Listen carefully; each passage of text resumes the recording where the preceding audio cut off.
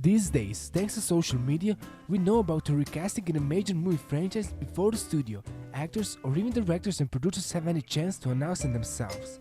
Whether they were fired or simply walked away because it wasn't a good fit for them at the time, many actors and actresses did not continue with the franchise they began with, long before it became a hit. Interestingly enough, it's clear the same holds true for television shows who replace actors and actresses without blinking. Here are huge stars who were almost fired from major franchises. Don't forget to like and comment, and also make sure to press the subscribe button for more awesome videos. Shia LaBeouf from Transformers.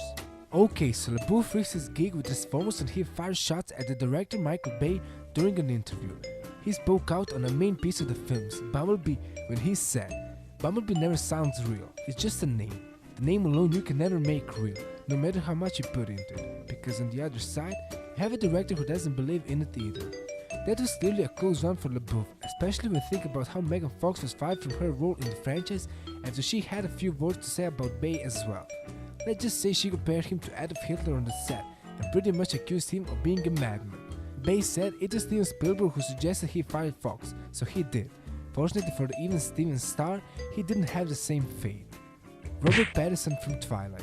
It looks like Team Jacob would have had a pretty shocking lead over Team Edward, thanks to the almost firing of Robert Pattinson from the mega hit Twilight saga.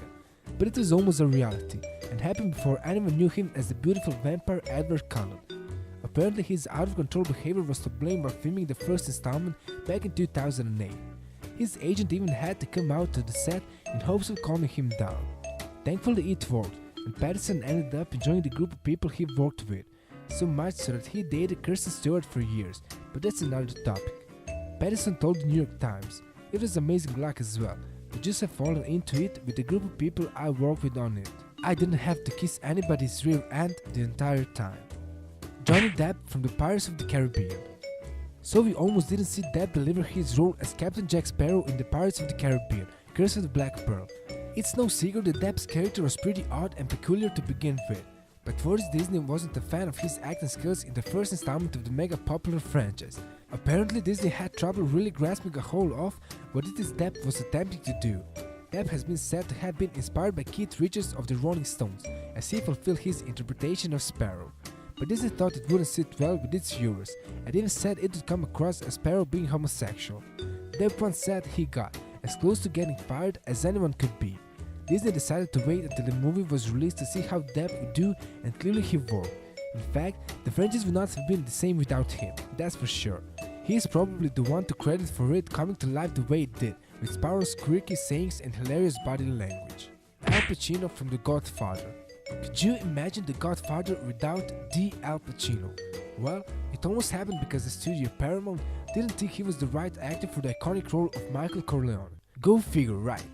They went as far as trying to recast him when he was shooting for the first movie, because Pacino was a completely different person than Corleone.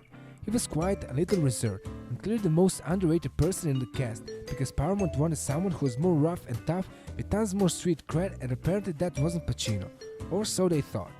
Thankfully he proved them wrong when he filmed the scene when Corleone goes into the bathroom, gets a gun, then returns to shoot his worst enemy Solozzo inside of a restaurant. It was clear this was all it took for Pacino to prove he's the Godfather, and the Godfather is him. Christian Bale from American Psycho. Now, this story is actually pretty funny in context. So Christian Bale signed on to be Patrick Bateman in the American Psycho film. For the original, he was actually fired before he got a chance to really deliver, and was replaced with none other than Leonardo DiCaprio. It looks like the Titanic star didn't want to play such an ugly and disturbing role, so the studio offered the role to Ewan McGregor. Apparently he didn't want the role either, so he simply said no. Who did the studio go with that? None other than Bale. Talk about being an afterthought. As for Bale, maybe he thought he was meant to be the American Psycho because he said yes, even after being rejected twice. The film ended up having a sequel, but Bale didn't play the role of Bateman. Instead, it was Michael Krembo who reprised the role. Funny how things work out that way. Thanks everyone for watching. If you like this video, press the subscribe button for more awesome videos. And for more information, follow us on Facebook and Instagram.